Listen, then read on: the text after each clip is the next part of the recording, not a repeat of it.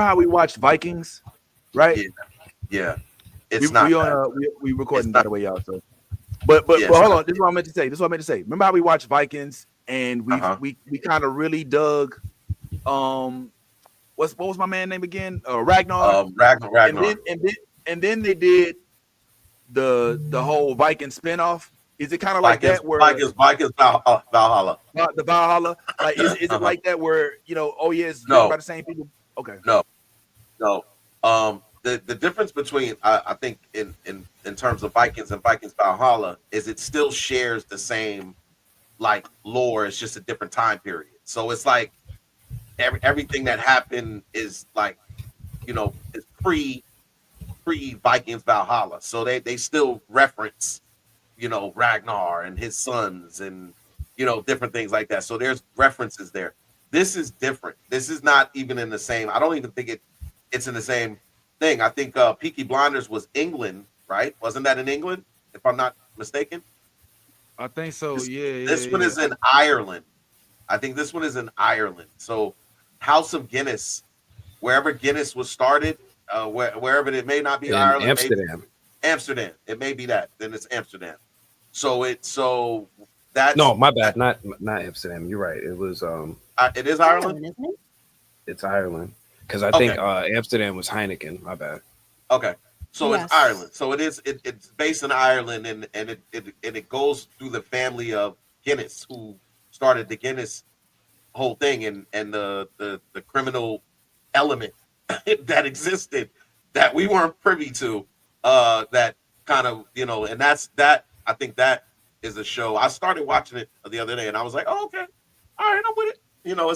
It's so if you are a fan of Peaky Blinders, then you might want to check something like that out. But I've loved it because Ant brought it up on the show today, and we didn't really get to tap into it because we talked about it the week before. But I would love to hear what elements he enjoyed about The Last Samurai Standing, because I was of the same. He said exactly what I said last week, which was the third episode. After I was sold when the third episode came on, and I was watching third, I was like, all right, lock me in, lock me up, let's go. And from there, it was straight gas all the way to the end. I was like, oh, yeah, I was like that. I was like, yeah, nigga, we doing this? Like, niggas is fighting on fire. Like you burning up, fighting, nigga. Like, what the fuck? Like, what are we doing? Hopefully you finished. And I didn't just spoil some shit. No, I got to. Well, I didn't. I saw up to the third episode. I said. Oh, I thought. Yeah. All right, never mind. No, that's okay. I mostly zoned out. It's okay. I'm sitting here. I was like, I'm prepared for these moments now, so I'm mostly zoned out. Yeah. All right. I was sitting here. I didn't tell you. I interviewed. I don't know if I told you. I interviewed like basically the three black women of One Battle After Another. So I got to speak with Regina King. I got to speak with Chase Infiniti, and I spoke with Teyona Taylor. And I'm sorry. And I remember, Vince, you told me you said you was going to see the movie, but I know I saw it too. You saw it? Okay. Yes. So like, I didn't like it. I didn't like it. You didn't like it at all. Absolutely not. What? I had hesitations of seeing it too. So what was the reason you didn't like it? Well, It's got a lot of problems. It's got a lot of movie problems with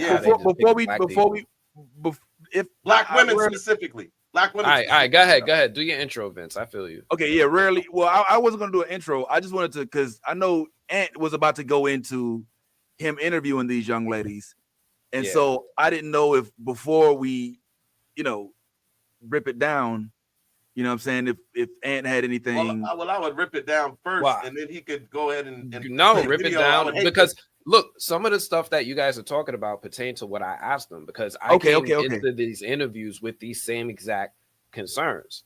So like, I could tell you straight up, I asked Regina King and Chase Infiniti, like I told them I don't, a lot of black people I know ain't really watching this. So like, what do you tell your friends and family or people who are curious what this movie is about to try to get them to come watch it? And they were like, oh, and you can see them, you can see their answers. It's on my it's in the video.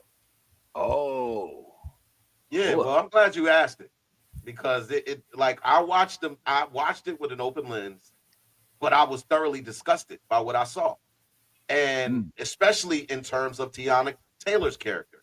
Taylor's character is supposed to be a revolutionary, who is basically wants to stop the oppression of the ICE, how ICE is basically doing what they're doing right now, which is rounding up people and everything like that. So they go to different ICE organizations and they free up the people that are in captive. And that's applaudable. The part that I hated was the fact that on the flip side of her being a revolutionary, she's an oversexed. She's used as like this oversexed Black woman who literally can't. She wants to fuck all the time. Like, oh, let's fuck, let's do it. And she and it's the Jezebel trope. Oh my God! And it's so it's to Tiana's. I don't even know how to say this. To Tiana's acting style in this, Teyona fully invests in that role. So the actions that precede that, you see her interactions with Leo DiCaprio and her interactions with old ass fucking Sean Penn. And I was like, what the fuck? Yo, at one point, Kira, she literally takes and sucks this man's tongue. And I'm like, what the fuck? I'm like, Teyona, this nigga is like 50. I mean, 50 well, Eve liked it. Oh man, yo. I found myself thoroughly disgusted in the way that her character was portrayed. They made her a snitch, like she was a snitch. Like, it was just so much negativity behind her character. And then when Sean Penn entered the conversation, and I was like, so what you have is a white man who's racist, but also is closeted. He's closeted like a closeted homosexual. If you ask me, he gets fucked with a gun. She fucks him with a gun in his ass. And so that they lean into the man. I didn't like it. There's a lot. There was something about this movie that I'm like, she's in the commercial or the trailer for this just enough that makes me feel like these are the only spots where she actually bad bitch type of energy light. But there was something about that I was like, they're gonna fuck this up. There is absolutely no way they have this many Black women on screen, and it's going to be 100% positive. And there was something about it that rubbed me the wrong way. Like, being pregnant and shooting an automatic rifle is not saying that you can't do that. I'm just saying that's not necessarily as badass as I want Teyona to be portrayed as. Just be in the movie and shoot the gun. Absolutely. Be the revolutionary. Do all of that. But there's something that makes it, there's a lack of care for the life that's going on inside of her while she's shooting that gun. I know the message is supposed to be, I can do this shit, pregnant or not. But with the connotation around the rest of it, it kind of diminished her strength for me. I'm like, what are y'all do? What is this supposed to actually say? It made my scalp itch a little bit, which also then made me think, well, bitch, what the fuck? What, she can do whatever the fuck it is that she wants to do. It was too back and forth with my emotions for me. It was too much. And then Man, Regina Hall wasn't in the trailer enough for me. The little girl is acting like she grown, but then mom isn't in the picture, it seems, and it's just Leo trying to raise her. It's a whole bunch. There was a lot that I was like, this ain't gonna hit for me. I get what they're trying to do or portray, maybe, but I feel like it was gonna flip on me. So I didn't go see it. I'm like, I'm not sold on this. That's wild. That's the wild. fact that it got a 10 out of 10 and a 98% on Rotten Tomato Yeah. is crazy to me. But then again, I remember also that Monster Ball got all of those, the same type of acclaim and accreditations behind it, and it was the same. It's a similar role for me with the way that Halle played in Monster Ball opposite of what's the guy's name? Jimmy. Billy Ray. Billy Bob Thornton. Bob Thornton. And this is giving that same type of energy. Yeah. But it was just how oversexed she was. Like it was like they did from the first scene, they go and rescue these people from the ice camp, and then immediately the first thing she does is jump in the car with Leonardo DiCaprio. You like black girls? Yeah, and start kissing. I'm like, you just supposedly just met this dude, or I don't even know. Like they don't give a backstory, but the story from that point is that they sex so much that she gets pregnant. There's every time they go, she gets turned on or aroused by saving the day or doing some revolutionary shit, which is weird. Yeah, it's like yo, she makes in the first scene, she makes Sean Penn. She's like, get up, and he's like ready to know. She's like, no, get it up. Like, what, you want the man to jerk off? Yes, that's exactly what she wants him to do. Yeah. I was like, what? What? Yeah. And they gave this a 10 out of 10? 98%? Yeah. Man, come on, man. Yeah. Come on, man. Were they trying to go for what was the name with Woody Harrelson and Natural Born Killers? Was that what they were trying to do? Like a mix of that? This movie is a little bit of a bunch of different stuff. It's no one movie. Yeah. I know I had conversations with other critics about this, and they swear up and down about this movie. And I keep trying to highlight the disconnect and how there's like a lack of a black audience for this movie. I don't think they did anything to really attract a black audience to this movie. It doesn't speak. It doesn't speak to me as a black woman. This ain't it. This ain't the way. I mean, they put in a little bit of effort. They said, look, here's Regina King. Look, here's Chase Infiniti. Here's Wood Harris. Here's Wood Harris. Here's Wood Harris. Yeah, here's Wood Harris. You wouldn't even know Wood Harris was in this if you like. And again, they do that trope, that thing where it's like, all right, we're gonna have a multitude of black people in this film, but everybody's gonna have their own relationship with someone who's non-melanated. And I told you I cannot. After I start seeing that when it's like visibly put into the movies, then I start getting turned off from it, because I'm like, so there was possibilities. So you have Wood Harris and Regina King in the same movie, but they couldn't have a relationship. They couldn't be together. You pick this woman right here to be opposite of Wood Harris. You pick this man and another man to be opposite of Teyona Taylor. It was visible, and these are the movies that always get the high ratings and the high, and they get awards and everybody, the greatest. Nah, man. I was genuinely watching this like, what the fuck is this? Like, what the fuck are you watching? I really got at like probably the 45-minute mark. I was like, this shit better, and it did. I was just like, all right, we're gonna do this. All right, cool. Well, here we go. So Regina look already like she don't want to be there. Like, why? Yeah, like she had a long day.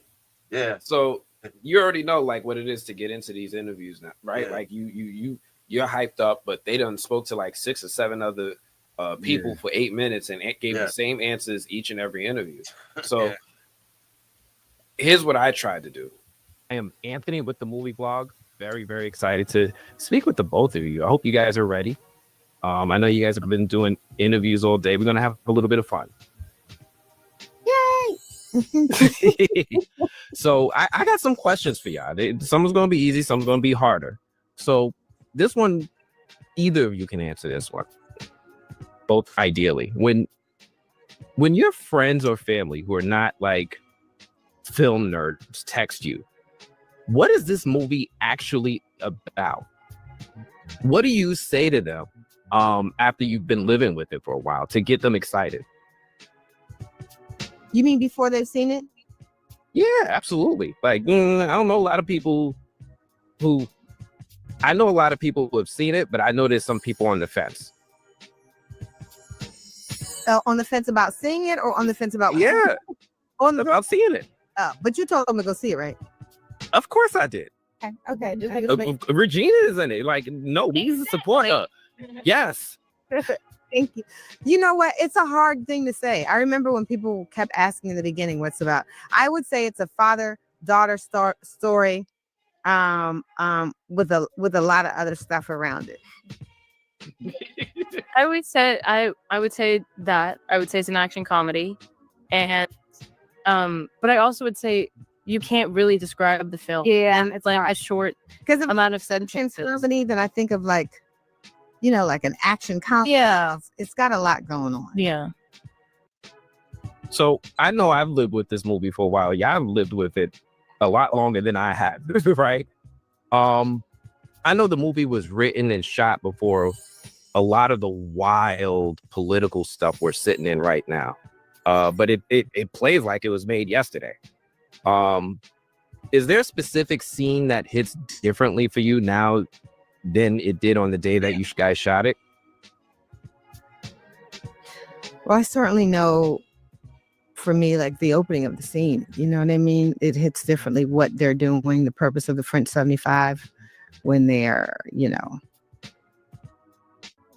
in the mission. And then every time I hear the Christmas adventurers talk, it's different too.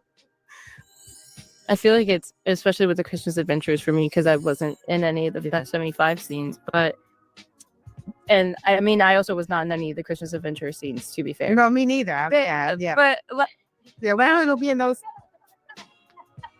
They're not letting us in the Christmas adventure scenes.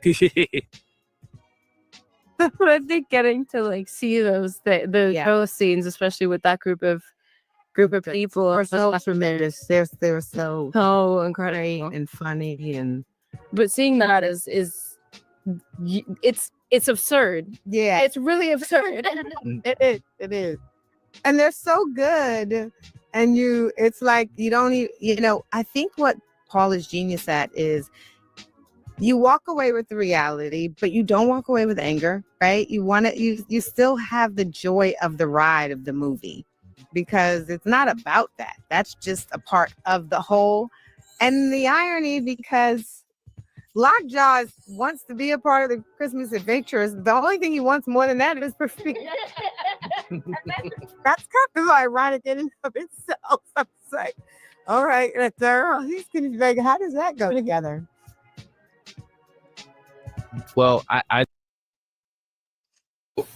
kind of want to pause right there, right? I want to pause right there because a couple of reasons. One, this is not my favorite interview. And I feel like that I kind of messed up at the beginning myself, just being super wordy. But I also feel like I asked them questions that weren't fair to put them in the spotlight to answer.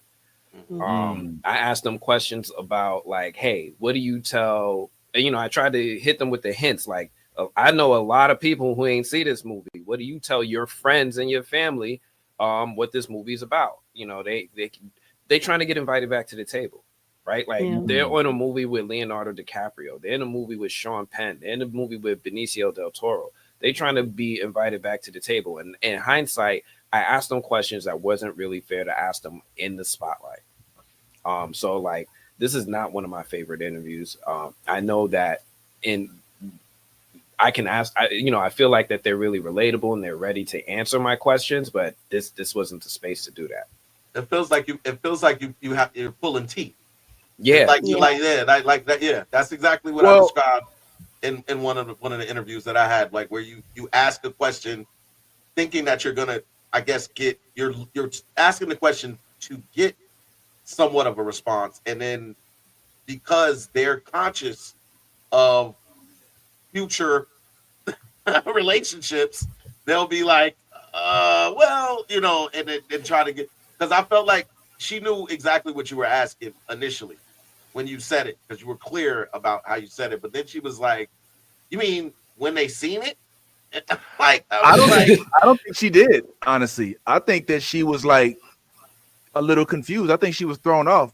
If I had to guess, I would obviously not know, but if I had to guess, I would assume that she hasn't been receiving the same information that Ant's been receiving, and more than likely the last couple interviews before Ant were glowing, were very celebratory, very honoring and just kind of accommodating. And then the first thing Ant says is like, what you tell people who don't see this movie? And she's confused. And she's like, what do you mean who wouldn't see this movie? You would, I mean, you were already telling people to see the movie, right? That's the vibe I'm getting. Yes. Yeah. I'm with you on that. Like this vibe, this isn't the same energy that I got in the last 10, 15 interviews I've done that were glowing. This is a little bit more interrogational. So I agree with that. I agree with that 100%, because what I noticed was when I spoke to Teyona and I started asking her different questions, like, just as intense questions, she started opening up. She was like, oh, I've heard it. And I'm ready to address that head on.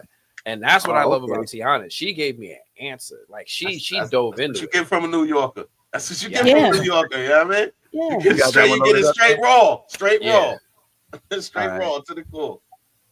Do you feel like, I feel like Teyona is very much, I do not give a fuck about nobody's goddamn feelings out here. I'm gonna be all right whether y'all put me in your next movie or not. Where Regina, I feel like she's trying to climb out of that typecast situation. Yes. So Teyana's, the door for anything is wide open for Teyona. For Regina, she, in my opinion, you could put her in anything right now, today, science fiction, action, comedy, drama. She will eat that shit the fuck down. Regina can do that too. Regina has a longer history that she's got to kind of climb up out of. Do you feel like, I think for me, that's what made the interview different. Teyana's kind of free to do whatever the fuck that she wants. Where Regina, she's in the game and she knows certain people. Let me tell you this. Know her. Teyona took her interview from her car. Like she's not coming to the. She did this shit on her way to somewhere else. I'm like okay.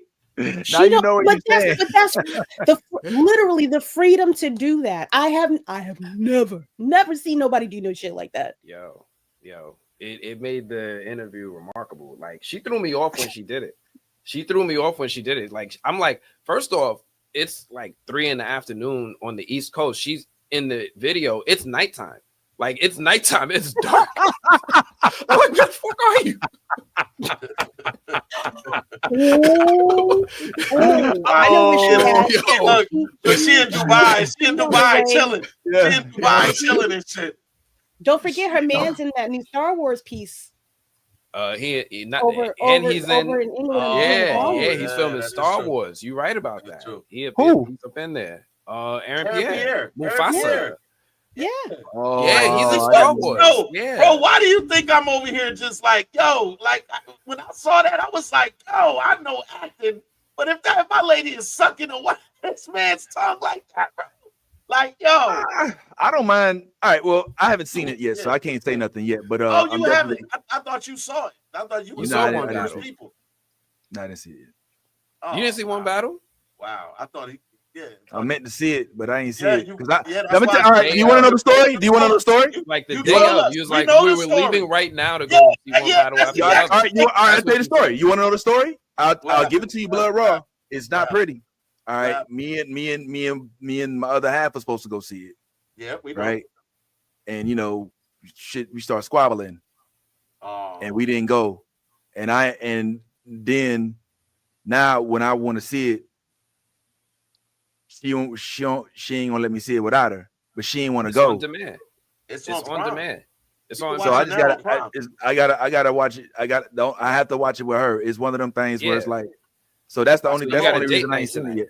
yet. Yeah, Yeah, I'm down to do it. I'll even rent it. I don't care. Order I'm something, gonna still yeah. watch it. Yeah, Yeah, but that's the only Because reason there I you ain't go. see it that day.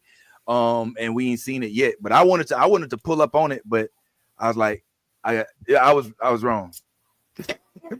All right. there is Yeah. a specific part in that movie, and I don't know. I won't even. There's a specific part in that movie that one should not miss. I'll say that. There's that part, that one part where you're like, oh my God. Okay. Me and my Yeah. wife at the same time. We said it at the same time. At the same time, we was like, oh, All right. Well, we oh gonna. my, oh Yeah. my, All right. Oh. We should decide. yeah. Yeah. Let me see it. It I want to was see like what she we said. started cursing out Iman Shumpert. We was like, nigga, you, oh my Oop. God, you an idiot. Yeah. You're an He idiot. messed up. Fumbled. Yo, Aaron Pierre, I'm like, nigga, don't fumble that bad. Got the rebound. Oh. That bad. Man, I don't.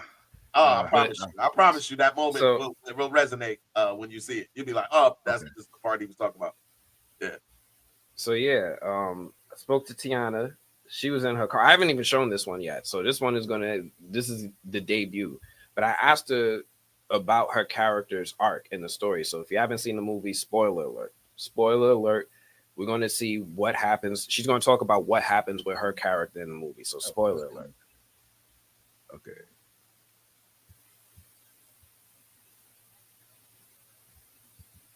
Got it. I'm set to start. Good to go. Okay. All right. Well, thank you so much. Thank you so much, Teyona. Anthony. Thank you. I know you're busy. I see you're busy. I'm gonna try to be as brief as possible. I'm trying to find some light. So okay. All right. There we go. Yeah, let me see that beautiful face. Let me get my thumbnail image I need. Come on now. It's the thumbnail. But yeah, I'm gonna be as brief as possible. I had a couple questions about this wonderful movie. Loved your character in it. I'm sure you get that a lot. I learned your character's name, Perfidia, literally means betrayal. Did you know that? Long story. Yes, it does. But ain't the name so good? Like I just wish that it didn't mean that. Because Perfidia Beverly Hills is just it's too good. It's too good. We gotta put a new definition to that name. We gotta put a new definition to that name. We could work on that, but I kind of want to dig into that a little bit. Because we actually do see Perfidia like betray her people, right? She betrays her partner. She even betrays her own child. Why do you think she makes those choices? You know, what's the emotional logic behind this woman? I mean, a Black woman who keeps choosing herself, even though it costs everybody everything. I mean, to me, let's take the literal part out of it. What you just said is exactly what I feel like Perfidia is in hindsight. I'm gonna choose myself over and over and over again because nobody else is choosing me. You get what I'm saying? We watched this Black woman be objectified. We watched her be, fetishized. We watched her be ignored during postpartum depression. What else do you think she was left to do? Did Perfidia get greedy? I absolutely think she did. You feel what I'm saying? I think she got power greedy and it backfired on her. But I think that, a part that a lot of people are missing is the postpartum depression, which is a serious thing that is overlooked. And that's the reason why there is no real solution for it. There's no real help for it. You get what I'm saying? And it's just like, we don't agree with a lot of things that Perfidia did, but who are we to judge how a mother handles her postpartum depression? You get what I'm saying? Like, she didn't really start crashing out until she had the baby. You know what I'm saying? This woman is headstrong. She's 10 toes down on who she is. She's unapologetically herself. And then it's kind of like, she's pregnant. She's preparing for what comes with that. And you see, even during pregnancy, Bob is like, I wonder, does she even realize that she's pregnant? Like, the revolution never stopped for her. You get what I'm saying? And I think that once it was time to like slow it down and like sit down and play house, she wasn't really rolling. You know what I'm saying? But if you notice, before we even get into that, we hear the cry out louds. We hear that. And you see Bob up against that door. You also see him walk away. You didn't see him step in. You didn't see him step up. You didn't see him, like, hear me the first time. Hear my cries the first time. Hear my screams the first time. Then we have the baby, and it's all about the baby. So do I think that it had anything to do with her betraying her child? I think it was more so the people that could have prevented that. You get what I'm saying? And I think that's why it's important for people to see a film more than once. I think the first time you're still processing everything, and then a little part of people, as I always say, I was just telling somebody else, is like walking in and Perfidia is so badass, you almost expecting her to be a superhero. And I think that she was okay with not sitting up to the pressures of, you need to be a strong Black woman. I'm finna rip this cape up. Motherfuckers ain't showing up. Motherfuckers ain't present. I don't feel seen. I don't feel heard. I don't feel da-da-da-da. I'm all I got. I got to show up for myself no matter the cost. You get what I'm saying? And if you see in her layers, you kind of see the face she makes every time she look at that baby versus the moment them eyes look up at Bob and you see her whole color change. You get what I'm saying? That never had anything to do with the baby. But another part to think about is also, how do you think she feel knowing that that's potentially a product of lockjaw? You get what I'm saying here? Like, I had a gun to your face and you calling me sweet thing. The least protected, the least hurt, the least. They're not taking this woman serious. You know what I'm saying? So nobody is really taking the time to stop and think about Perfidia's point of view. And granted, like I said, we don't, and we still won't agree with a lot of the things that Perfidia does. But I think it would be cool. Well, I've noticed people who've seen it more than once understands Perfidia from another lens.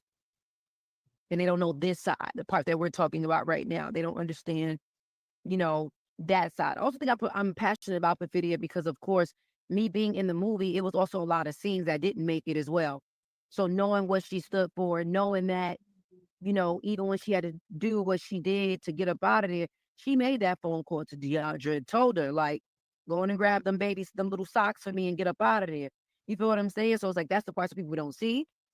But I think even without those parts in there, it's important that people understand how serious postpartum is. It's ignored.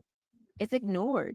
And I know it's ignored because people are not even calling it out now. I mean, now it's being recognized because of the interviews and learning more about Perfidia's character. But I think people who really pass the vibe check kind of understand who Perfidia is. Thank you. I needed that from you. I needed that from you after watching this movie. I really appreciate you giving me your time to explain that. To take in. No, I think it's a lot to take. It's a lot to process. You get what I'm saying? And that's why it's one of the movies that will age. It age like wine. You know what I'm saying? Like, it'll age beautifully because you'll also keep catching little shit in there. Because, PTA, he trolling in there too. You know what I'm saying? So when you peep at all hell Saint Nick and you see it like them being called the Christmas Adventures and you seeing this, it's just so many funny things in there that's like, you probably ain't even peeped the first time. But go and see it again and really see Perfidia's stance. One thing that we can all agree on is she's human and she's flawed. And she probably has the story of a lot of the women that we don't get to see. This shit's not highlighted on because every time we read something or we see a movie, it's just like we're made to be these superheroes and all we can do is be this way. But she's very flawed, you know what I'm saying? And she's very human. And I think that that's important. I'm telling you, postpartum depression is no joke. And, different mothers handle things differently. But I've heard of people and seen people do worse than what even Perfidia did. You get what I'm saying? So it's like, yes, we may not agree with you walking up on your child, but who are we to judge how a mother handles postpartum depression with no help? Nobody even peeped the fact that she cried. Besides that letter at the end, we hear her saying, I don't feel seen, I feel ugly, I feel da-da-da. She won't latch on, she da-da-da-da. You put your ear to the door and walked away. And then the next scene, what we see? A woman feeling like she all she got. Mm-hmm. So go and watch it again, and you'll see the complexities. You'll see the different layers and different things that every single character has going on. I think Perfidia needed to fall. She anchors the movie. Like without Perfidia's fall, Perfidia's selfishness, Perfidia's ways or her decisions, we wouldn't be able to see Willow rise. Wouldn't be able to continue on this story. You know what I'm saying? So I think sometimes people can't separate Teyona from Perfidia. So they're like, well, nah, fuck that shit. And it's like, bro, I'm just here to do a job, but we got to get that done to move on to the next parts of the movie. It's still art, I'm with you on that. 110%. Thank you. Thank you so much. Thank you Well, so much. I appreciate you making time for me. Again, I know you're busy. You out. I'm gonna let you enjoy the rest of your evening. Thank you so much again, Anthony. And I appreciate we're gonna meet again. Yes, for sure. Let's do it. We got a lot more to talk about. Amen. Thank you. Thank you so much. Thank you. Yeah, man. Yeah.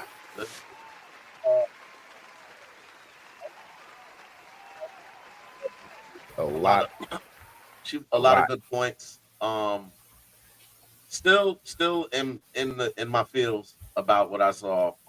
Despite what she's saying, I mean, I understand where she's coming from and why her character needed to be played the way. I mean, she did make a fair point about the postpartum depression, which I also felt like when she was saying that, a little of her own self experiences kind of resonated in that conversation. Like she may have also gone through some of this in terms of her own life.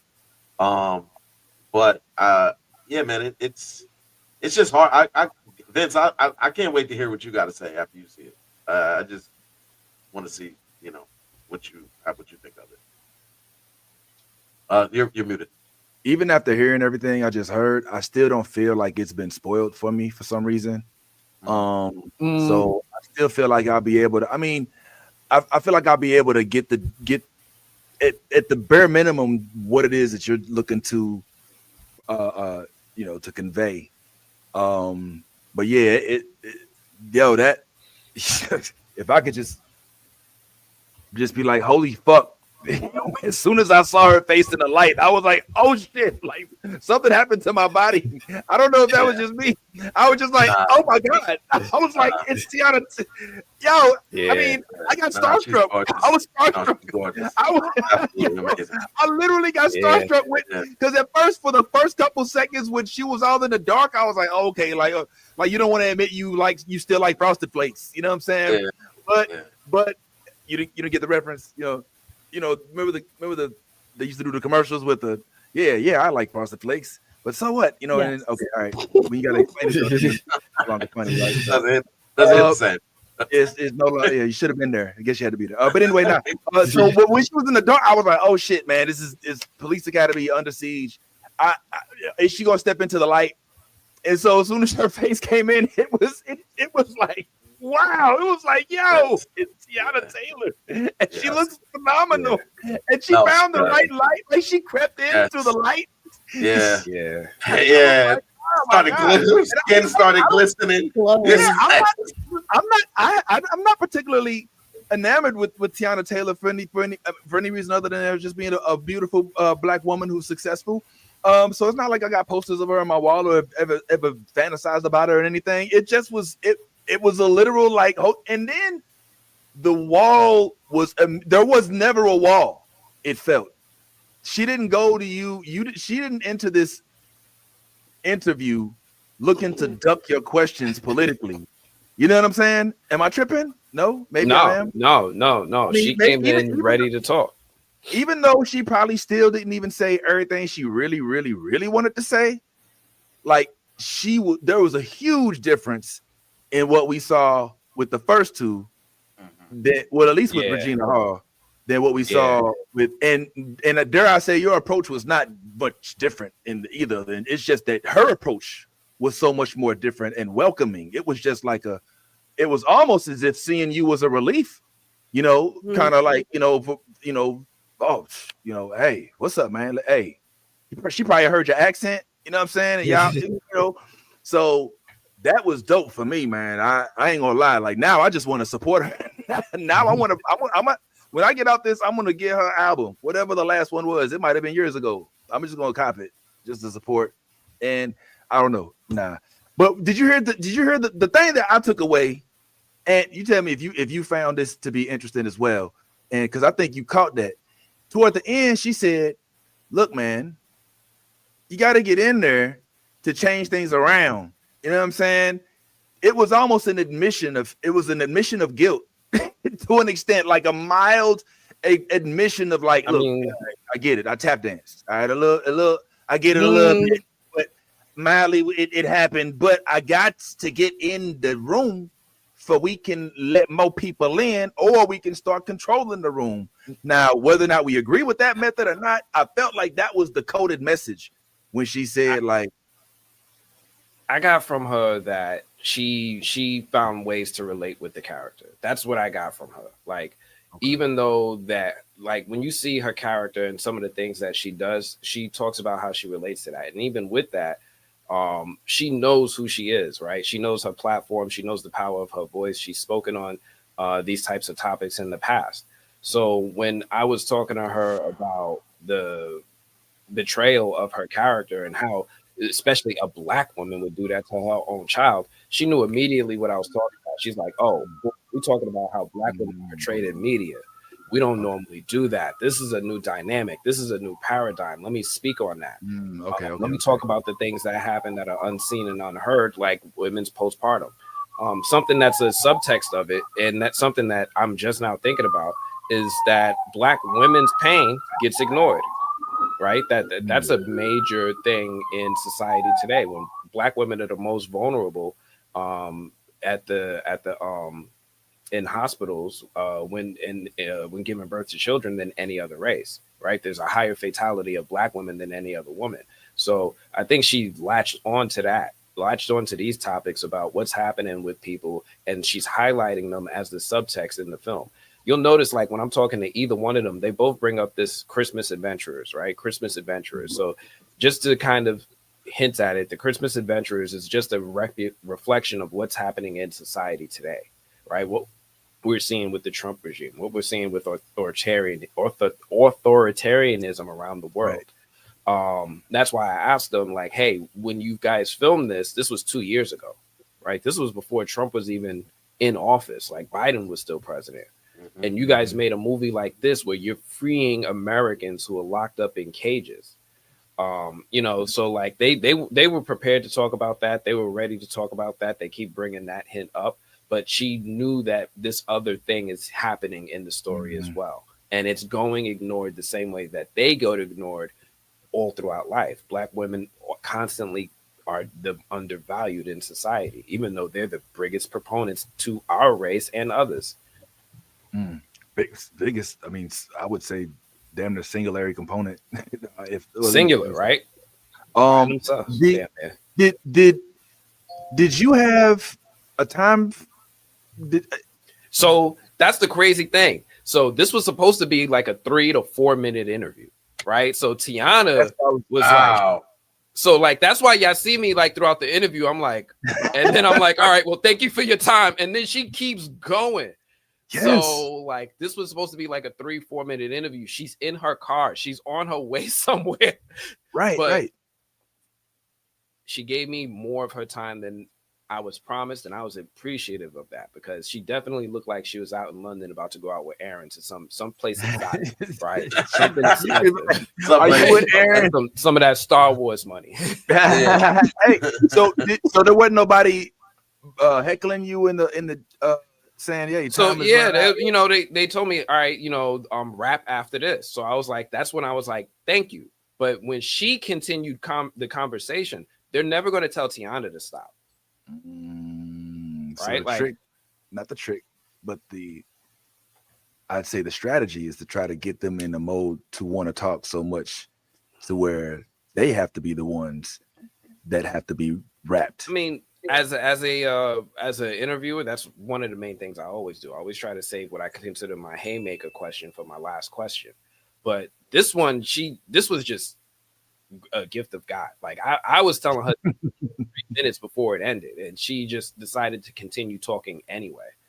So that's why, like at the end, I'm like, all right, thank you. Look, I want to be back. I want to get invited again. Don't get me in trouble for this. Yeah, I get you that. could also tell, right, based on her responses, that she has heard some maybe discontent from people that she respects in terms of their opinions. Because one of the things that she said a multitude of times in that interview is, go see it again, which means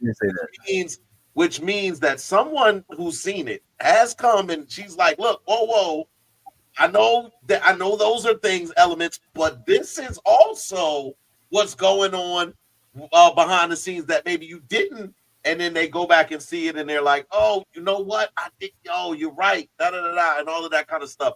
So I think that is one of the things that she's like Anthony said, the whole gripping for the idea of Black women not getting any attention or not having any help, or the postpartum aspects of it is, okay, this is why my character is important in terms of this. This is why, yeah, it may look this way from an optics perspective, but this is the part that you didn't acknowledge, and this is why this needs to be spotlighted. Is because a lot of people are missing this part. This is the part that's missing. So I do respect that, but again, I can't wait to watch. Oh, please. Her talking about the postpartum, it hit me a little bit harder than I expected it to. It is important to her story, to her character. I had a friend that actually took her own life because of postpartum. So this is a lot more. That is closer to me for this movie than I expected. This makes me want to. It's weird. Makes me want to go see it, see the perspective, see how it's delivered. Especially because it's not something that gets talked about after somebody has a baby. Still, we know about the term, we know about the word, we don't know why it happens, and I feel like it's hard for men to handle. You can have varying degrees of postpartum. You can have postpartum and you're just like, I don't really want to see the kid right now. I need a minute. You know what I mean? It varies so much depending on a myriad of different things. I have another friend who just came out of it. I don't know if she's honestly out of it, but is in therapy on meds in order to keep herself going. So to see this version of postpartum, is literally just trying to survive, is an interesting aspect, and I kind of want to see how it's delivered in this movie. I'm hoping that it doesn't sound explained postpartum is, or what it looks like, or how it's handled. So I'm interested to see how it's translated in the film. That's to go see it, because give an actual better critique of it. Again, it just made me feel. Okay, you're breaking up just a little bit on my end. I don't know. It might just be me, but it does. It feels temporary. It feels like one of the things that, yeah, she is breaking up. It was. Okay. Sorry. No worries. No worries. I knew you can refresh if you want. You can refresh if you want. It looks like it's one of the things that's going to go away. It'll probably fix itself in the upload, right? The local copy. So it'll probably be okay. It just asked for a couple of seconds. So at the very end of that, we kind of missed. So sorry about that. No, that's all right. It's all right. I mean, I basically just said I'm interested in seeing how they, seeing if they explain how postpartum, what postpartum is for her. No, they don't explain that. Like, she explained it. They don't explain it at all. Yeah. Like they leave you with the notion of what Ant described. Ant described a black woman leaving her responsibility as a mother. All of that, they leave that open-ended. They do not in any way justify or try to, show you an example of why she's going. And you have to make that assumption or that assertion on your own. And that's why I think it was important to have her spotlighted so that as a viewer, you can go into it with this understanding of, okay, well, she's not just you know what I'm saying? Like, and She's not a turncoat. Like, and even hit her with the, your name, what your name means, and like what your name means betrayal. She's like, oh, get off the name. Yo, that name is badass. Like, but yeah, they do not shed her. I just want to make it very clear, in terms of optics, they do not shed her in any good light, period. There's nothing that they shed her in a good light. Am I wrong, Ed? Do you see anything that is a So here's the thing, like, she also said something else, and it was real quick. She was like, there's a lot of stuff that you guys don't see. Yeah. Right. So that to me right there, it felt like those were things that got cut. And she even mentioned it. She said it real quick. You guys don't see when Perfidia calls the French 75 and warns them. Which was intentional. Like, I mean, like, that would have been when you see the movie, like, like, you understand, like, there was a lot of times where I expected her character to either change or show up. And that would have at least done a little bit more to change my views or my initial judgment of the character if I had seen her make that phone call. Like, that phone call would have been, because, like, the way that Black women are the keystone of Black culture and society. It doesn't work without Black women being the strong person in the household, being the mother, the father in a lot of households, and carrying the weight of responsibility of trying to make sure that we're treated more and more human every day. To have one in a movie on this scale of a platform with Leonardo freaking DiCaprio, one of the biggest stars on the planet, and have a Black woman abandon her family, have a Black woman betray her newborn child, I needed to understand, right? And that would have done a lot to help me just a little bit, right? Like, I at least called and warned them to save my child before, I just did my own thing. Wow. Okay. I hate that. I hate that. I hate that. I hate that. I hate that. I can't wait to provide my view of this, but I understand there's more from that first interview. Yes. So I did talk a little bit more with Chase Infiniti and Regina Hill. And it's a different vibe of the interview, but it's still a fun interview. I wish I asked some scary movie questions, but yeah. Because that version of Regina Hill is the entertainment one. This one is very you don't know that one could be just her her role as the character she plays. A lot of these I've seen her in enough interviews to know better. I've seen her in like, Regina is a very very funny, very witty, but also like a very just chill person based off the interviews that I've seen her in. And this one does not. Her energy seems completely distant little, from the version of Regina Hall that I've seen in a lot of interviews. When I see Regina in a lot of interviews, she's cracking jokes. Like everybody else is like, all right, look, can we get back to being serious? And she's like, no. And she's like the life of the party at these events. So like, her energy, her vibe in this is very different to me. I felt it. But like I said, you know, I was asking them really hard questions. And she's trying to, you know, it's probably not the right question to ask in the spotlight for everyone.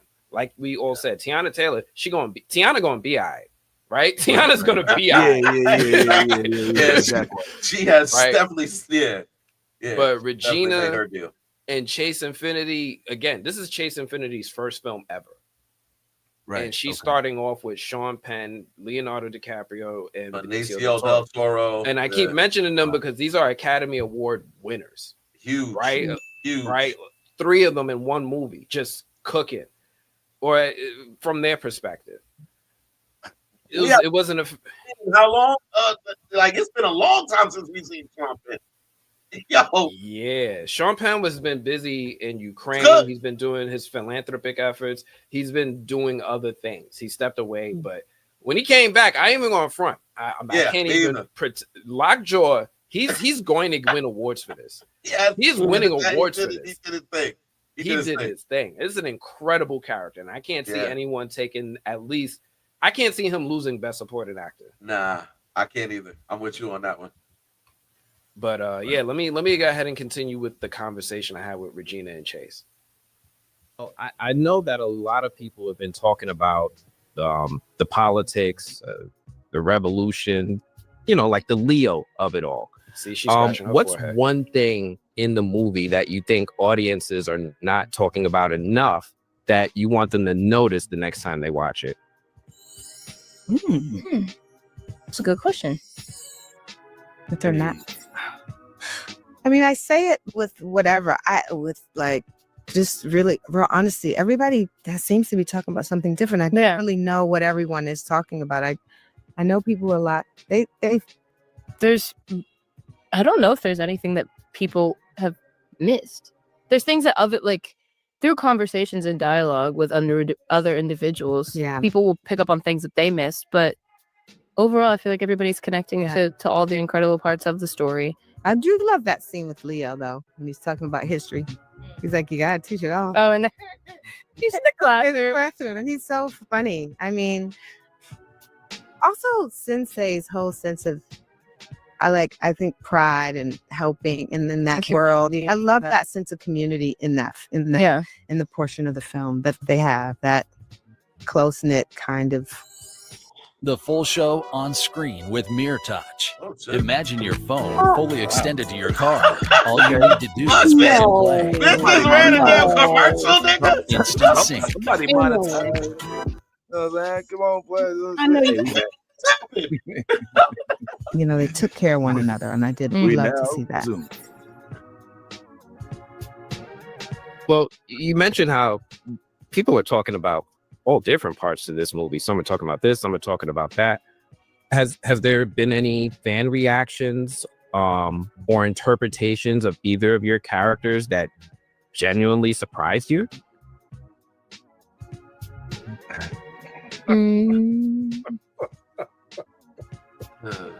They are so I can't stay surprised. Look at the body language. Yeah. You know what? I'm always surprised when people ask me, did Deandra, did she rat? I've had a few people ask me, was I a rat? Was she a rat? Were you? No.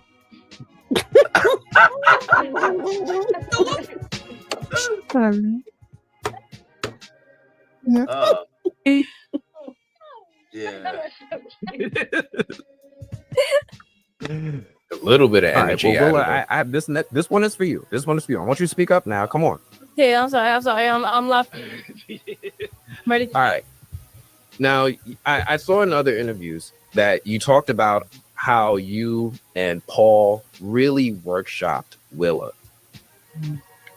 Can you share one very specific memory you invented for her that really never appears in the movie, but Pause it right quick. maybe Pause it guided right quick. you as you played her.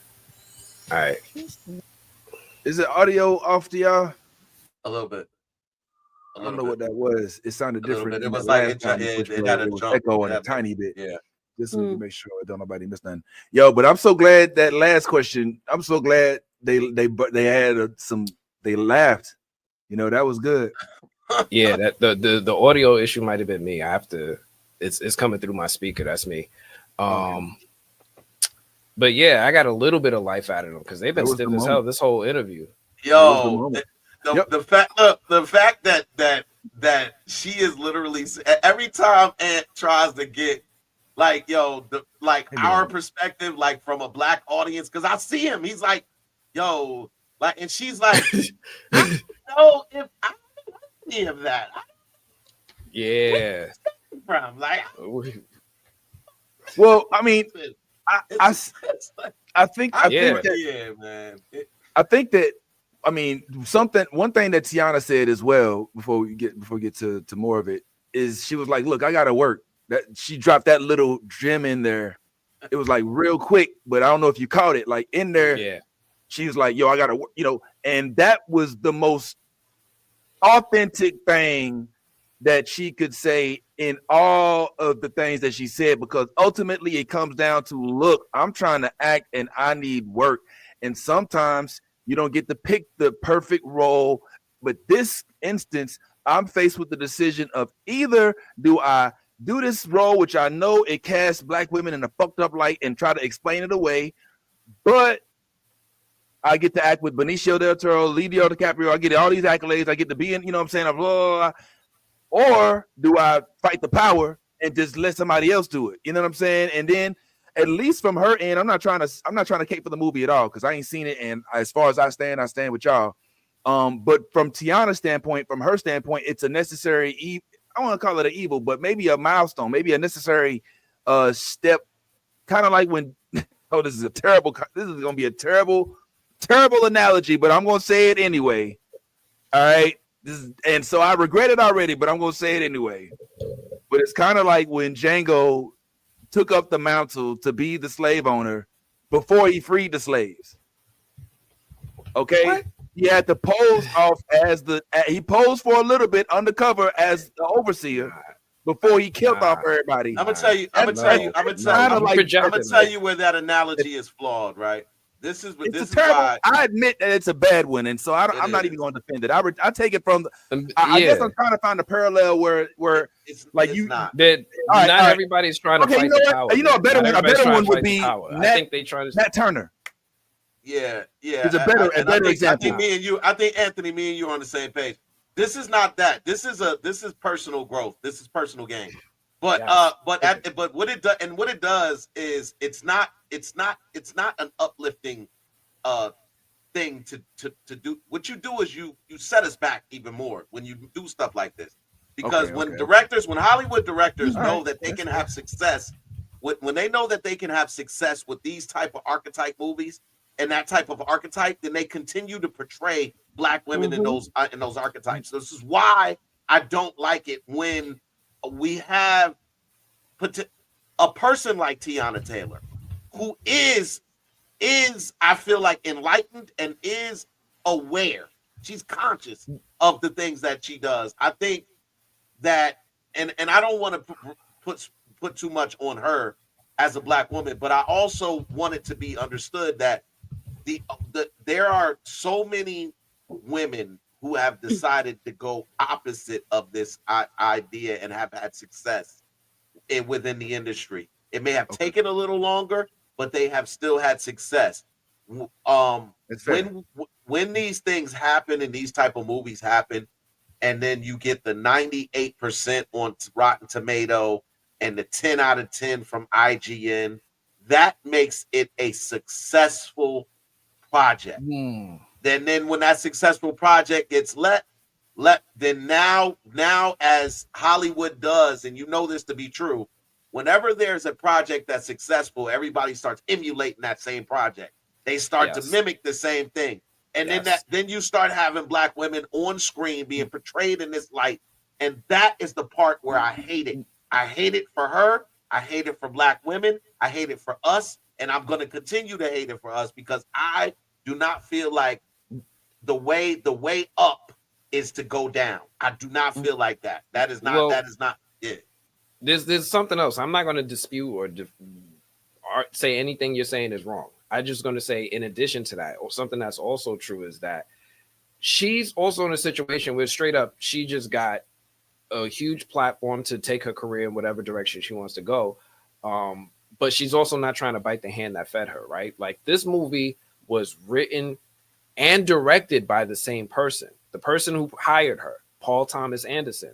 This is a guy who's 55 years old, and he grew up watching the way Black women were portrayed in films in the 70s and 80s. And you can see his influences come out in his writing. When you start seeing his type of humor throughout the movie, the Christmas Adventurers Club, you see his Leo's character, basically a 60s or 70s stoner, right? He's basically the dude from The Big Lebowski.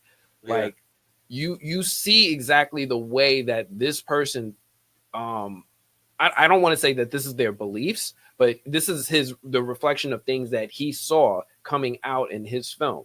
And it's something that the people who are the powers that be widely accept because they grew up with the same things. Now, I am the one who's in here debating with my peers, the ones who are giving this film a 9 out of 10, 10 out of 10 on Rotten Tomatoes. And I'm sitting there and I'm poking holes at the movie with them because they're seeing something that I think that I have the same guilt of seeing in Sinners. I see something I relate to. And because of that, I have an inherent bias towards it. Right? So a lot of my argument with them has been, hey, you guys are saying this is the best film of the year. This is the best film of the last 5 years, but you rated it lower than Sinners. You gave Sinners a higher score than One Battle After Another, but you're saying that this is the best film of the year. Make that make sense. And that's where I'm coming into this cognitive dissonance, and people are showing me that we have our own inherent biases. That's a good point. Very good point. Okay, let me do this. Let me go to a reliable. Yo, everything about them. I can't say it. I ain't gonna say it, but everything about them, yo. Screams. Yes, Screams our current cabinet. Screams our current cabinet. Yeah. Yes.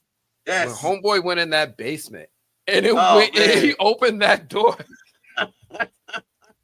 I'm trying to find if she. I'm like, is this shit real? Is this real? Is this how it really happens? Is this what they really traits hereditary? Spoilers if you haven't seen One Battle After Another. Legacy and generational trauma are huge themes that we see throughout this film. Before we get into the core conflict of the film, we get to know Perfidia and the burden of the legacy that she has to uphold. Perfidia comes from a long line of revolutionaries, and it's clear that that legacy was instilled into her mind. And while Perfidia grew up around revolutionaries and probably heard revolutionary ideas, Paul Thomas Anderson also takes time to show that Perfidia grew up privileged. The house that Bob goes to visit when he's talking to her mother and her grandmother is very nice. It's huge and it's well put together. Perfidia grew up privileged and instead probably had to be told what the burdens of her generational trauma was. This is me interpreting her character, but I feel like the fact that Perfidia hasn't actually experienced these things, still is expected to become a leader, attributes to the way that she is. Perfidia craves freedom in every sense of the word because she's been told that she is entitled to it, which obviously we're all entitled to freedom, but I think she takes it to a bigger extent because she did grow up a little privileged. She does have something to prove as a revolution. People suffer because of it. While she's trying to figure out her place in the revolution and the trauma that's been passed down to her, not through experiences, but through word of mouth, everyone else suffers. The question that appears throughout the film is whether or not that trauma that Perfidia has, and that carelessness and recklessness is passed down to Willa. Even Deandra is a bit cautious when she first interacts with Willa. We can see the anger in the way that she interacts with her when she finds out that Willa hid her phone. Are Perfidia's character traits hereditary? Is she just like her mother, a woman that she never met? And if they are, what does that mean for Lockjaw and his character traits? Perfidia's defiance and resourcefulness a product of who her parents were? I know a lot of people talk about generational trauma, but I am a firm believer that those things can be broken. I feel like Willa is an example of this, as there are obvious parallels between her and her mother, but it's clear throughout the film that Willa is a woman on her own, and it's her experiences and upbringing that makes her the woman that she is. This is galvanized from the stories that her father told her about her mother being a hero. Sensei Sergio tells her how to be patient and considerate. Everyone in her life and her experiences and her identity as a Black woman, that shapes who she is, not her genetics. You know what? That is something I subscribe to. I believe that there is generational trauma, but I think that's something that we bring down and we kind of share because systematic oppression is so prevalent in our country. I was so happy to see that Willa was her own individual, capable woman who didn't need assistance. Tell me, what do you think about generational trauma and how it was tackled in this film? You know, I don't know if that went the way I thought it was going, but yeah, I was wondering what the purpose behind that was.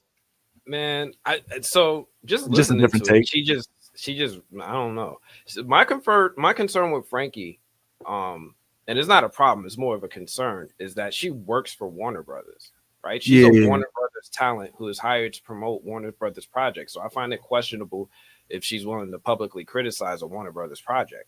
Right. And just listening to this, it almost felt like she was trying to justify the way these characters are the way they are in this movie. So, you know, she said something like, oh, Willa's relation to the Black experience. At no point in this film did I feel like Willa is related to the Black experience at all. She's not trying to.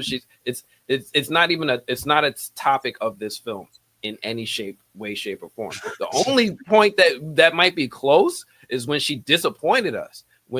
When a Black woman, I don't want to spoil it, but she disappoints us. It's like, all right, we gave you this, like we gave you the head nod, and you didn't nod back. Like something is wrong here. I clearly have to see this.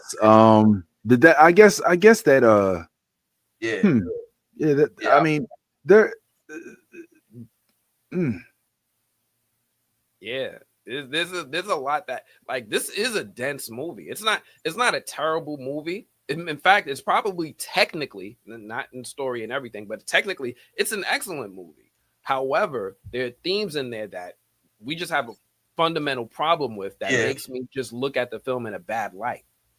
Right? Like, and there's not enough good stuff in the film to make me overlook those things. And that part. And I really think that's the most eye-opening part, is that there is not enough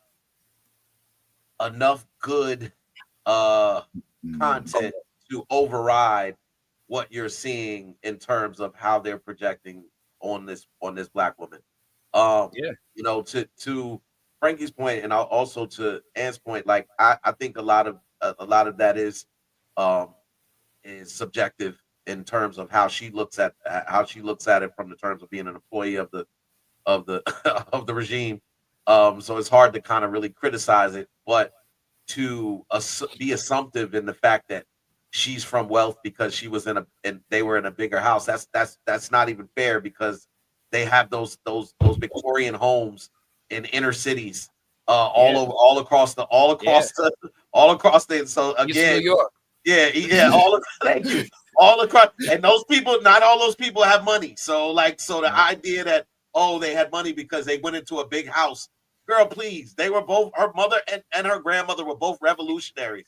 They might have been squatting, honestly, because at that time you don't know what was happening, right? Like, it didn't seem like there was a normal social economic structure still happening. You can't just go to the supermarket. It didn't feel like that was a thing.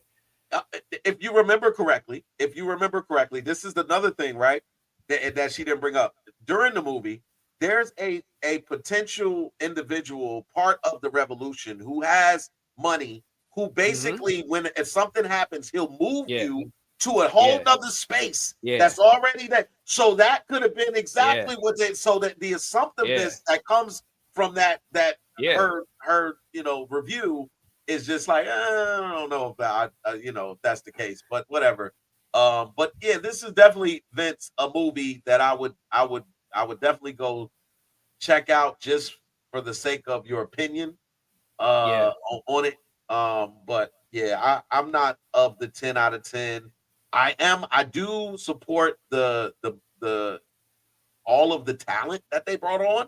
Like I said, to have Wood Harris, Regina Hall, Benicio del Toro, Sean Penn, Leonardo DiCaprio. I feel like I'm missing somebody else in that thing. It's just funny you said him last, but Regina. I know. Yeah.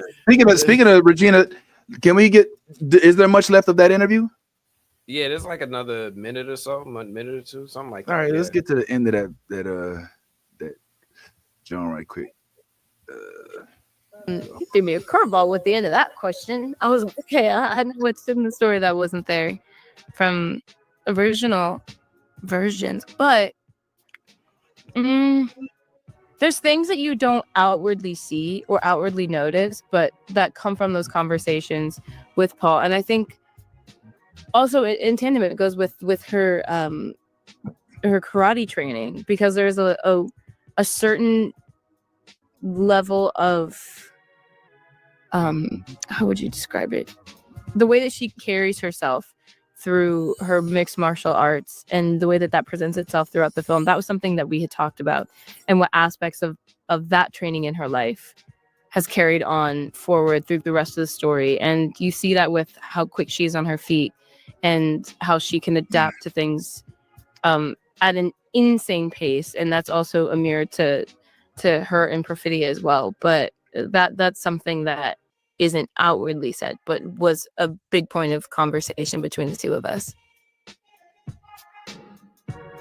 Well, thank you both so much. I really appreciate your time. I really appreciate the time that you guys put into this role in the craft. I bow down to both of you. Regina, oh man, so excited for you to see you on this platform. Thank you both so much. Thank you, Anthony. Thank you. All right. Yeah, like, whatever, nigga. Yeah. Next. Yeah. It was tight. Sometimes it be like that, man. And I got that same energy when I was interviewing what's the name? Achilla from Spartacus. Like I was trying to get her to, like speak about, some of the things on and trying to word it in a way where I'm not like outwardly putting her, but man, when I tell you she was like, she had her shit set, she was like, nah, I'm not going that route. Nah, buddy. It's my first job. This is my first job in a while. You ain't fucking up. You ain't fucking up my job. There is that out there. There is, I mean, we've experienced that. But the thing that I find the fun of the interview aspect that you've given us some access to, so thanks, and is the kind of the maze of it, the cat and mouse, the Rubik's cube of it, the how do I get what I want out of what is more than likely an obligation to them. This is an obligational media day. How do I squeeze in? That's kind of the fun part. I haven't had a very aggressive, cantankerous back and forth with anybody just yet. So hopefully that doesn't fucking happen. word again. Well, yeah. I doubt you would though. Vince. Like I doubt you. I doubt it. I mean, like we present a certain way, and it's like regardless. You always present with you always lead with the comical aspect. You always lead with the joke, the making them joke and laugh and all of that, which is great for you as an interviewer because it puts people at ease. You're not like now. Ant's questions can either listen. He was iced tea. His questions it has one of two effects. Either you're excited that he asked it, or you're like, God damn, this nigga gonna make me work. Like, he gonna really make me work. I gotta think. I gotta use my brain.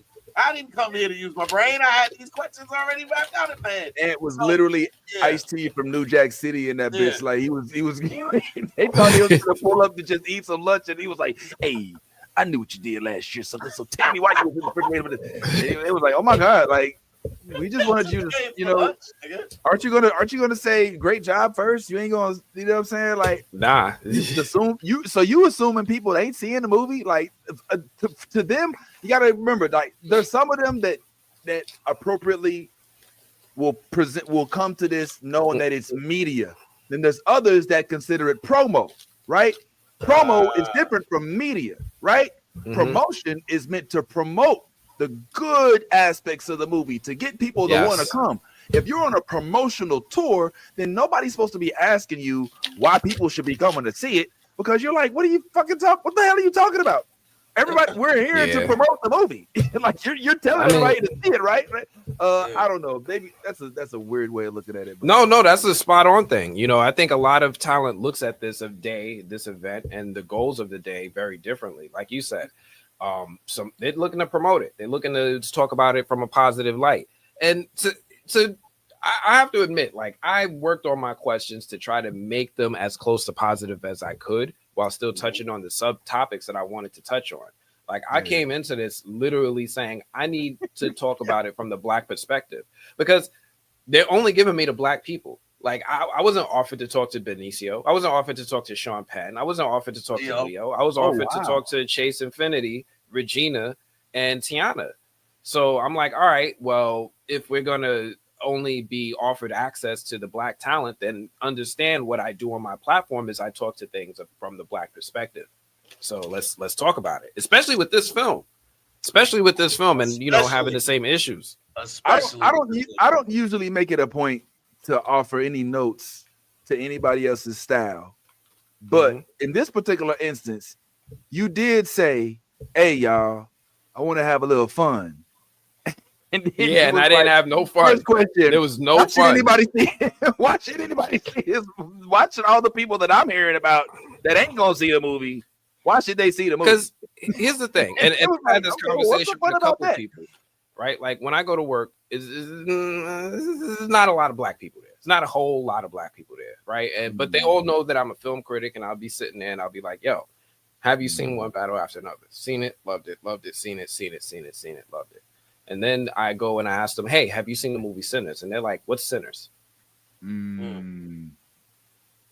That's a movie? Well, I mean, and like, so like, when I have that conversation, I'm having it from the understanding that some people honestly have blind spots, right? Especially especially when weeks after the movie came out, more Black people I know have not seen it than white people. I left the conversation. You said more people have more white people have seen what? A battle of. So more white people I know have seen One Battle After Another than more Black people. Yeah. And more Black people are all like, I don't know if I should see it. I don't know if it's something I want to see. Yeah. And like, you know, I'm not saying we you know, Leo's invited to the cookout, but we usually give him a chance. I don't think anybody generally has a problem with Leo to the point where we're like, we wouldn't see his movies. I don't know if we really give him a chance, because think about it. Leo hasn't been doing movies in ages. I think the last time we saw Leo was Catch Me If You Can.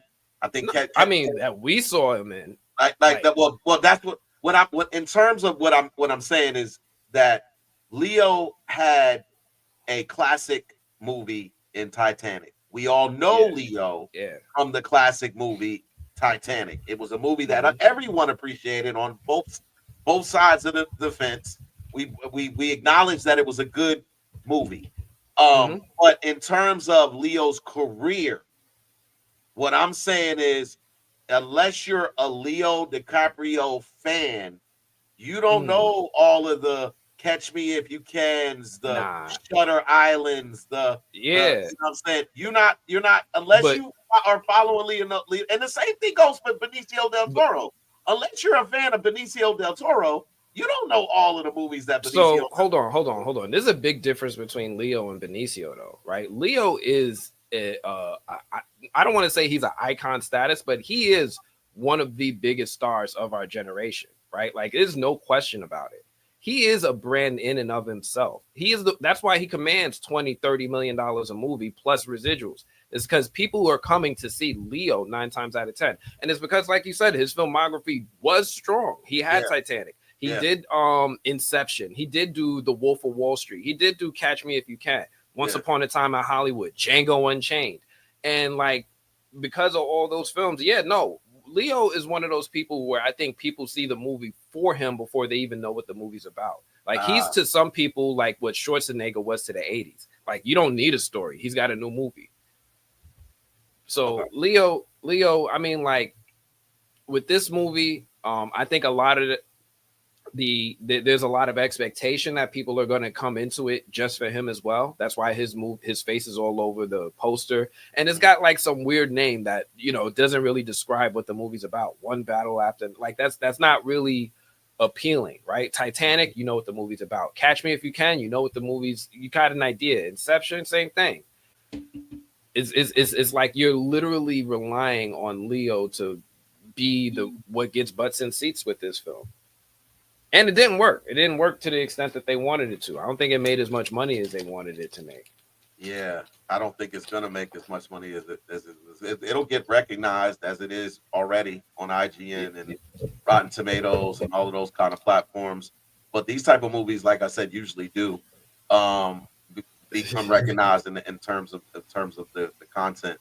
But I think that the allure behind Leonardo DiCaprio is not the same as it was when he was doing the movies that you named before. And I just, because it's a different generation. It's a different generation. He also had some duds. Ain't nobody seen Killers. Who saw Killers of the Flower Moon? I did, and that wasn't. You did? Dud. I did, and it wasn't a dud. It was actually okay. I forgot about that one. That was actually a really good one. I didn't like. What about Don't Look Up? Don't Look Up was good too. Ooh. You like Don't Look Up? Don't Look Up was funny. It wasn't intended to be like a thing, but it was good. You know what?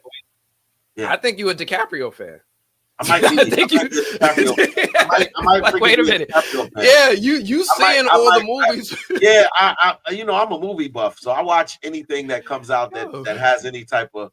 But now that you mentioned those, because I've had totally forgot about them. They were both good, and Killers of the Flower Moon, I believe, won some awards. Yeah, I think they won. He didn't win one. He didn't win one, but I think it won awards. For sure. Yeah. It was definitely nominated. If nothing else. But yeah, man. What was the other thing? Oh well, we ain't gotta go on that. Oh, damn. Nah, you can't help me. You can't help me with that either. And you didn't watch Star Trek, right? Next Generation, Deep Space Nine, Voyager. Okay, you did. Are you about to do another Deep Space Nine deep dive? I'm not gonna do a deep dive. I just want him to maybe help me clarify which one of these two captains or officers, or what you want to call them, do you think were better?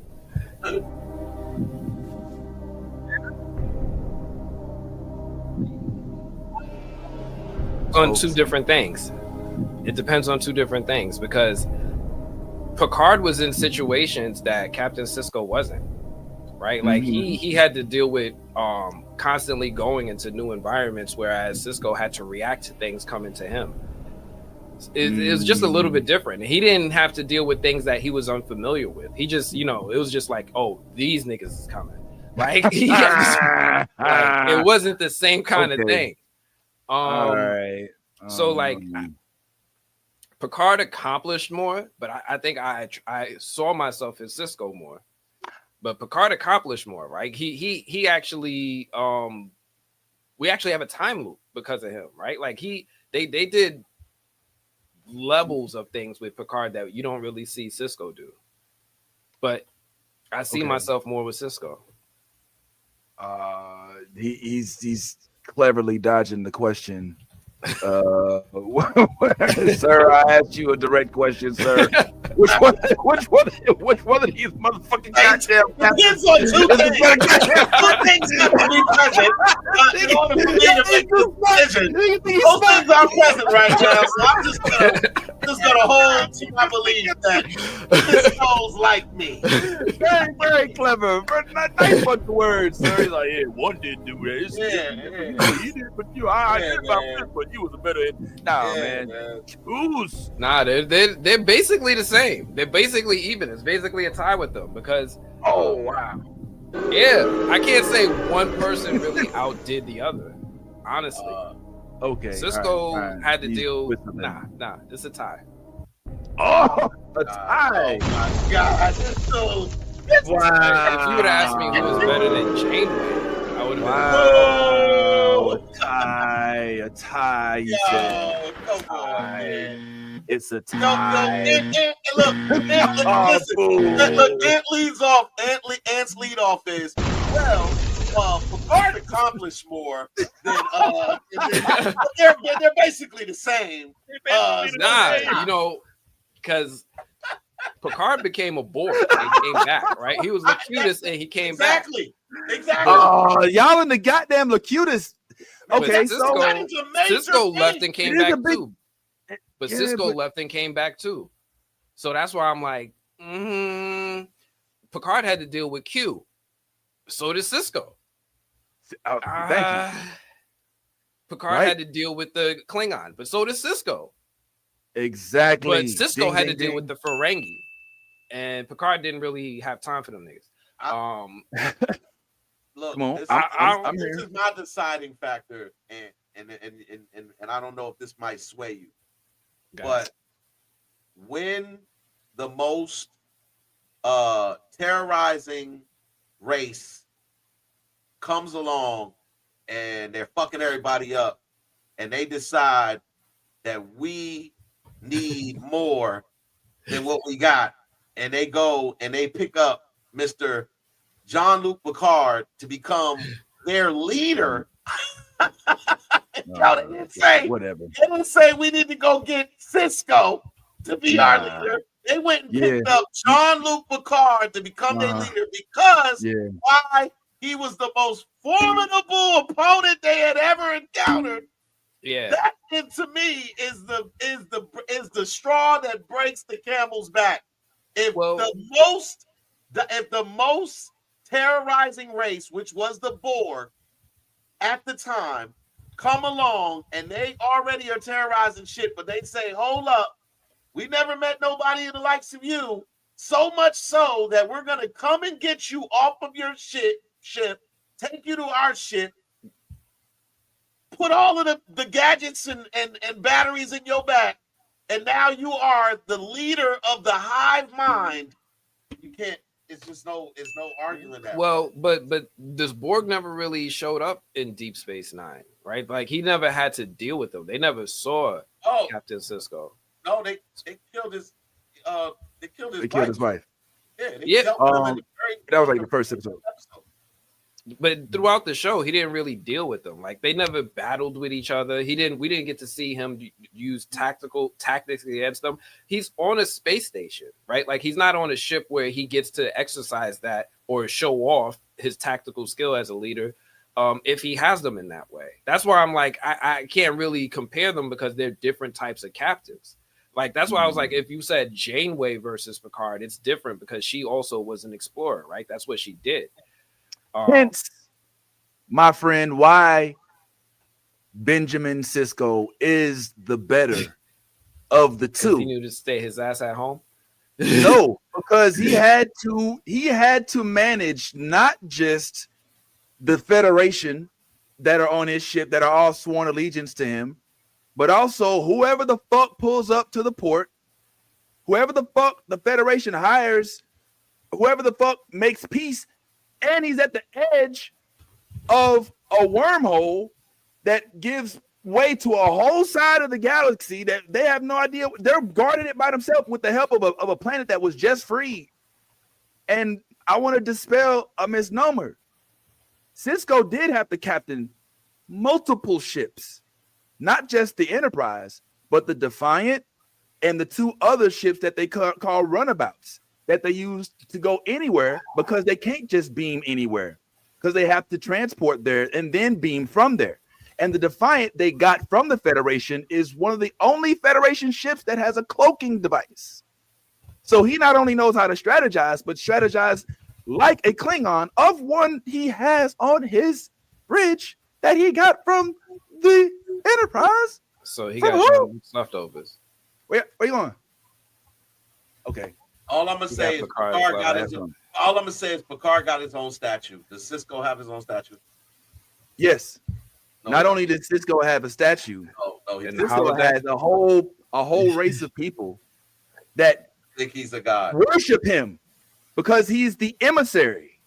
He is a religious figure because he made contact with the prophets. They call them the prophets, but they're the actual aliens that are non-linear. Well, you gotta go back and watch it. I'm talking about Starfleet. I'm talking about within the organization in which both of these people work. All right. Well, hold up, time out. The question was which one of these captains, and the answer was yes. Hold up. Well, the question was which one of these captains are better in terms of where they work at for Starfleet. Starfleet, not only did Captain Picard reach the rank of Admiral Picard, but he also has a statue in front of Starfleet because he was the most, and you know this from Picard, watching the show Picard, that he had a statue and was named one of the greatest to ever do it. Listen. I'm just putting it out there. I understand your yearning to put Picard on a pedestal. I get it. Saying. I mean, he was a good captain, and he put us on. But I'm here to tell you, I was once a Picardian. I am now Cisconian. After my recent listen, it's not even close. It's not even close. Oh, it's not even close. It's not even remotely close. And you know Cisco's not even a better captain than Pike. He's not even a better captain than Pike. No, Pike is better captain than Cisco. No. Oh, okay. Wow. No, you're discrediting all that Cisco. Cisco is more Kirkonian than he is Picardian, because Cisco has beat up the likes of Klingons and Jem'Hadar with hand-to-hand combat. I haven't seen Picard win in hand-to-hand combat too much, unless you want to, refresh any of my memories. Kirk beat the shit out of the Gorn. Kirk beat the shit out of some motherfuckers, but Picard is a phaser firing, take me capture. You talking about young Kirk? Kirk and also, even when Kirk was doing the movies, he was fighting hand-to-hand combat. In the Final Frontier. What are you talking about? Even as an old ass man. He never fought the Gorn. Yes, he did. There's a famous scene. It don't look the Gorn like us, like the ones that you see on the Strange Worlds. But there's a famous scene where that green, that's a Gorn. That's a Gorn. Okay. So Kirk fights, Yeah, okay. I'm just saying, like Picard will make the best wine you can get off his vineyard, and he will wine it down your wife on Risa to death, and he'll talk slick and he'll get that treaty signed. But Cisco will put. Okay. Listen, nigga, I just watched Cisco poison a whole planet. And I'm gonna tell you something. You have not. Cisco poisoned a whole planet, bro, because the dude have not made the post yet. Because you are afraid what the comment section is going to do to you when it. Hell no! I welcome the post and ask everybody out there who is the best captain. Yes, this is happening. Cisco. This is definitely happening. Will not get. It will be such a landslide. Nah, you wildin'. Nah, you tripping. Nah, you wildin'. You wildin'. You are brainwashed. You're stuck in a romantic period in which TNG ruled over all. Wow. But the fact of the matter is, Deep Space Nine can hold multiple enterprises. So Cisco is himself, man. Cisco is listen. I like Picard, and before I rewatched this, especially looking at it from the perspective of, and it makes it even more. Just the fact that they started off the whole thing is like, if just ask yourself, if Cisco was removed from Deep Space Nine by the Borg. All right, I ain't gonna make this argument because I already know what you're gonna say. Yeah, exactly. They're not gonna let him just get reinstated as admiral. Like he's still a Borg. Daycare school. He's still a Borg. He runs a daycare. He runs a daycare. You're trying to tell me that the daycare teacher is better than? Oh my God! Wow! It was owned by the Cardassians, as you like to call them, and now it's not even a Federation vessel. It's Bajoran. The Federation is just there to keep the everybody from the Cardassians from trying to enslave the Bajoran. So at all points in time, he got to have his eyes on his back. And he's raising his son single on that same ship. So yeah, man. Yeah. Cisco for me. But I would love to hear. I am curious if this is a me and you thing, because I think you would lose this. No, I'm telling you right now. Make the post, and you're gonna see that Captain Jean-Luc Picard is renowned as the best captain. And I would say, and I would argue, second place right now would go to my man Pike from Strange New Worlds. I'm telling you, like Pike had slid up in there. Pike, first of all, Pike cooks. Pike is like the Pike. Look. He's a good captain, bro. So this Cisco's dad owns a restaurant in New Orleans. Hey. He's from New Orleans. Man, I ain't seen that nigga put no gumbo up on. We'll watch it again. We'll watch it again. Watch it again because he ran the whole restaurant. You may have an argument. Come on. Okay, but all right. So where do you put Michael Burnham on your list? I can't because she's not a captain. She was, but she got demoted. She made it. She's not a captain. Well, she rose in the ranks toward the end again as captain. Still not a captain. Wow. He still got demoted from captain. Are you talking about in the very beginning? Or are you talking about? I'm telling you that throughout the storyline of Burnham, she got demoted. Whether it was the last season or the season before, she was demoted from captain because she chose to not follow a direct command. No. Okay. Let me be clear. You speak truths, but just in the wrong context. She was never captain at that point in time when she was on the bridge with Giorgio, all right, who was the captain. Remember? And she was insubordinate. Giorgio, who played by what's the name from Everything Everywhere All at Once? No, you're wrong. Yes. Nah, I'm 100% right. Google it. Saru was captain. No. Saru had, listen to me for a second. Saru had got promoted to captain when she and she went against a direct thing from whoever the dude was that ran that space station. He was like the head guy. He was like the Hispanic guy dude. He was like a chancellor or something like that. Mm-hmm. He had given her a command not to go and get on the ship. I don't remember specifically. Now it's been a minute, but to go out on a ship and do something. She went and did it. She came back. Saru knew that what she was doing, but she wound up getting demoted. And you said Giorgio wasn't even there. Giorgio had left the season prior when she went to that planet. So the season I'm talking about, Giorgio wasn't even there.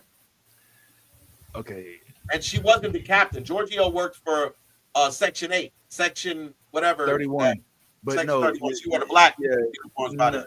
No, Giorgio was the captain. Giorgio was the captain. All right. And then they wound up in an alternate universe where they met her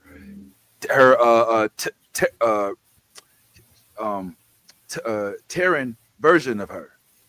And that version of her was in charge as well. But yeah, that was the ultimate issue. Michael Burnham knocked her captain out and assumed order. She called her to the quarters and knocked her out, and assumed, and she went about to do what she was going to do for the planet. And then the captain came out of her unconsciousness right before what happened, and they court-martialed Burnham. That's when she had to go to like a work colony or something like that. That was the very first few episodes of the series. As the series went along, she started to work her way up back again. So she got back into the bridge, worked her way back up to number 1, and then eventually she had worked herself back up to the name of captain. And at one point in time, Saru, as you know, what was the captain, but he decided to forego the position of captain to pursue his love of the Vulcan, who was on the on that council or whatever, and he ended up not even working with the Enterprise anymore. Excuse me. Listen.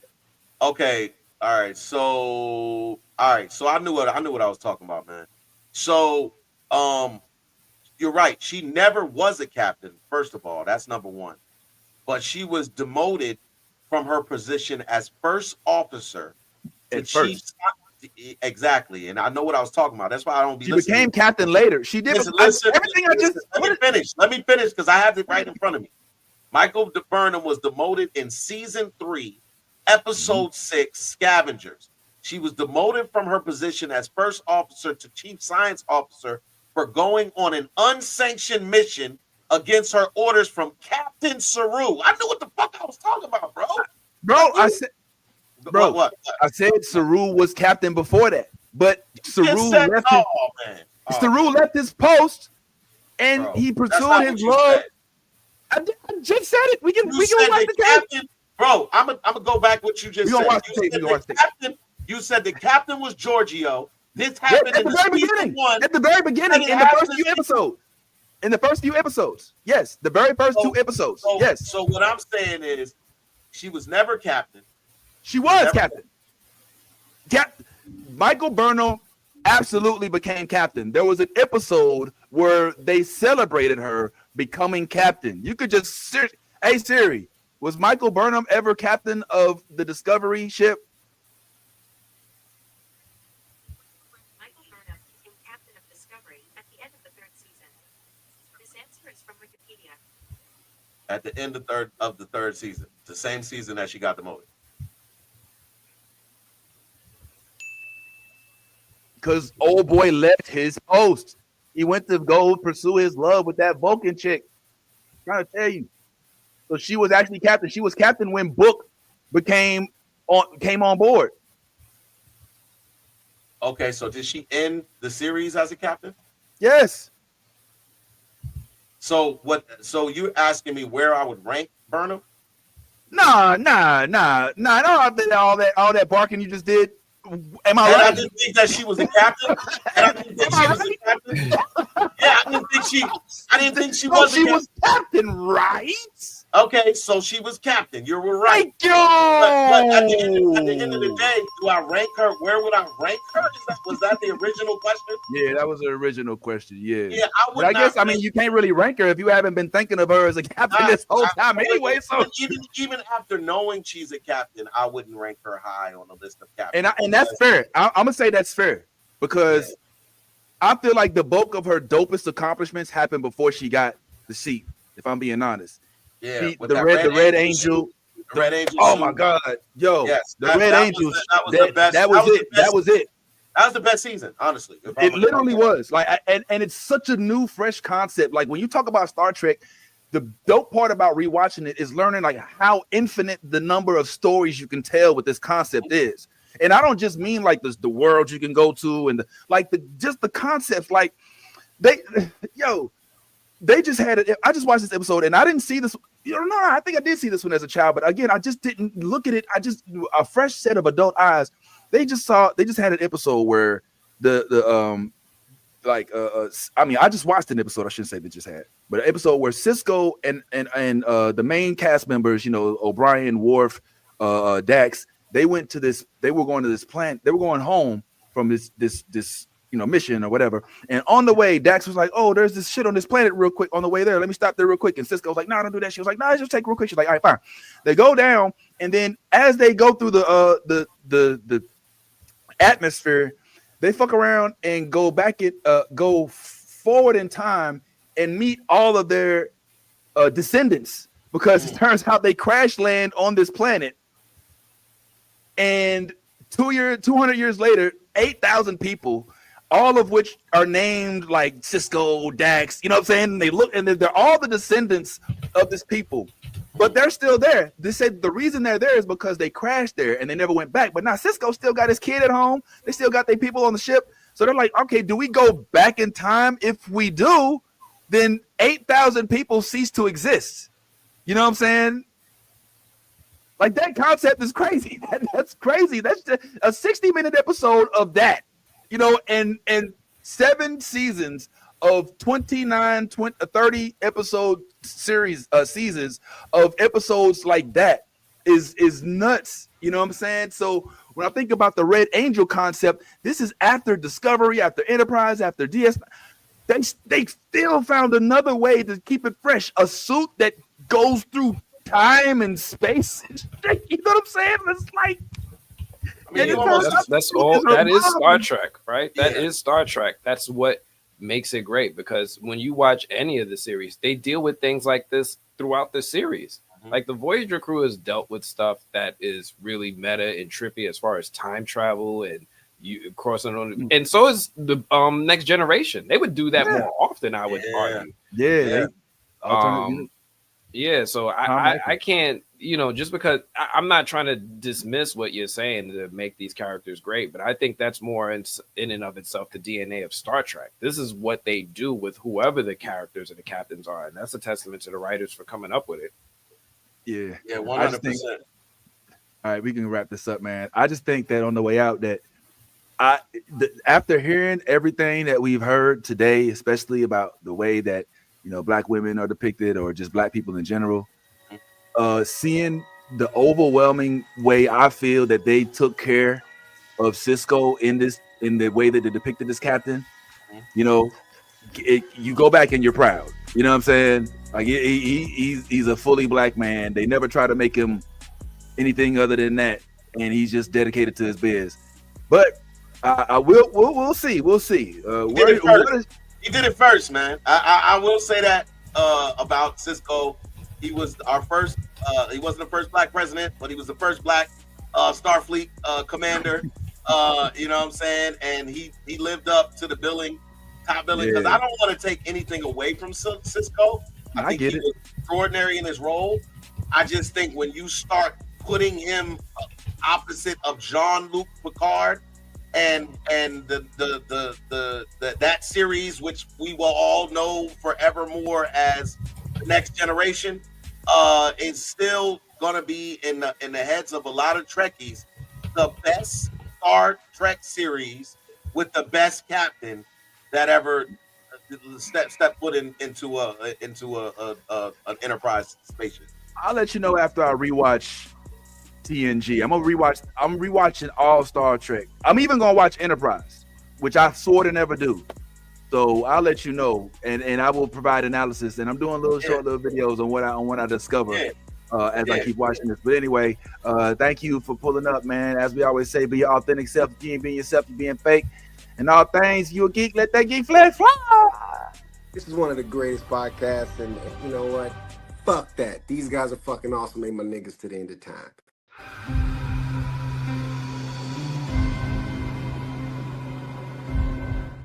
And that's the one I ain't posted. I'm about to edit that shit, man. Hey, man, listen, I'm about to get out.